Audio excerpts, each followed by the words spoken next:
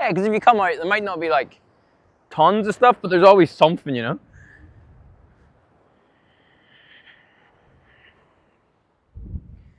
Look at this.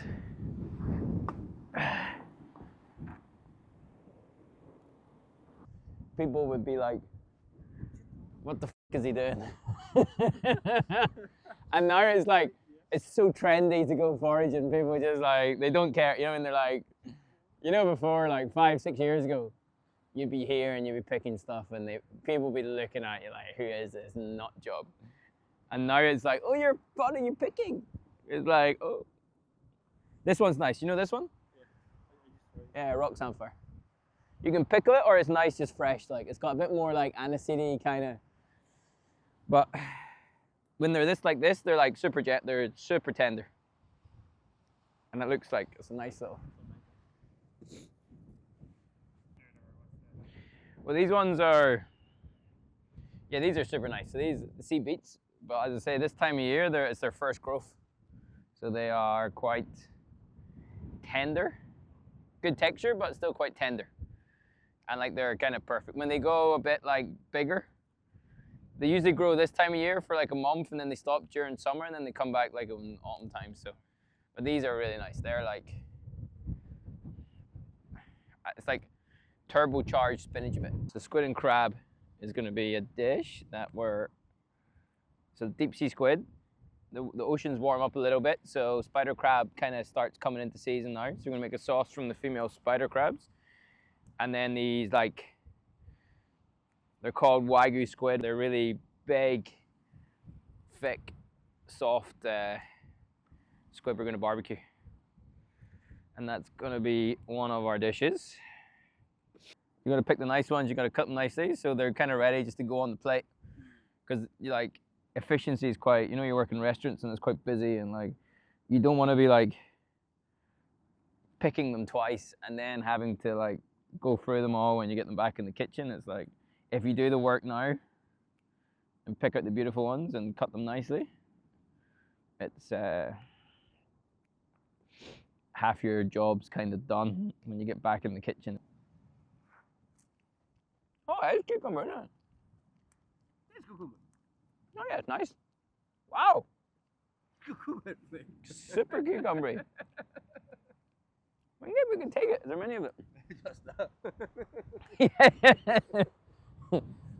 It's like you give me something that's nice and I'm like, okay, let's take it, and there's one of it.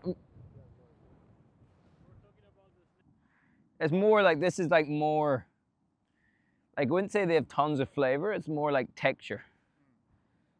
And it's also like,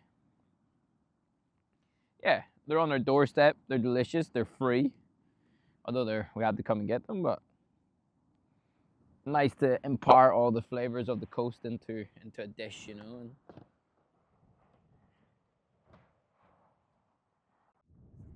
The rowan shoots. We're gonna pick rowan shoots now too. Try them. They're like marzipan shoots. Lovely pickle for the mountain. Just break it up in your hand. They're just there. Oh, nice.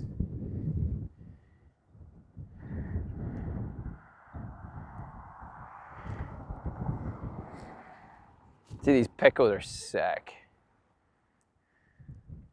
Because like the whole, do you know the nut? You know, like when they have all the flavor of like the berry, or do you know the kernel in the berry that's like super marzipan-y? Okay. But they have it now as a shoot.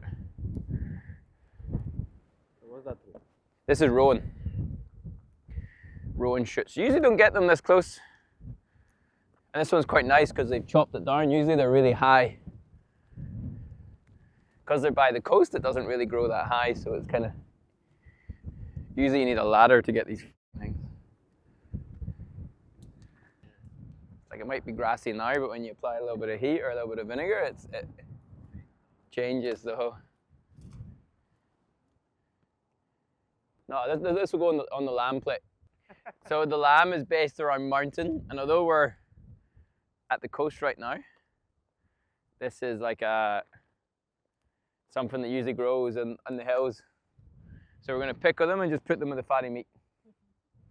And they'll have like a nice acid, nice marzipan-y kind of acid to cut through the barbecued Comra Mountain lamb.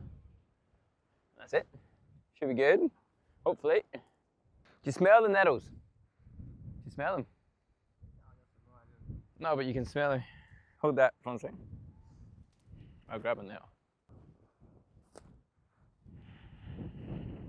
Touch it like that. You never touch it on the top, touch it on the bottom or you get stung. Cool, eh? This is like, I grew up in Derry and our farms are just nettles. There ain't no nice grass that you get in Wicklow, it's all like, so that flavour of like, that smell of nettles is like, is quite reminiscent of my childhood. My granny, do you want to hear a story about my granny? She used to be like able to pick nettles like with her bare hands. Because if you go from below, you never get stung. But if you go in above and you're like, ah, oh, fuck that. I don't want to puree that much. I don't want to puree that much. I'll be like, Andrea, make the nettle puree. These are Alexanders. Or cow parsley, I think.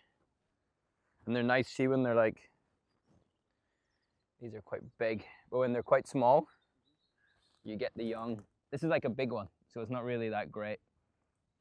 But when they're small, if I can find one that's small,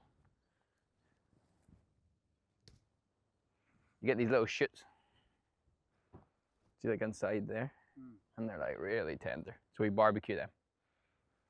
And they go with like, these go with cockles in the seafood bar at the moment, but they're a nice, another edible spring green from the coast. So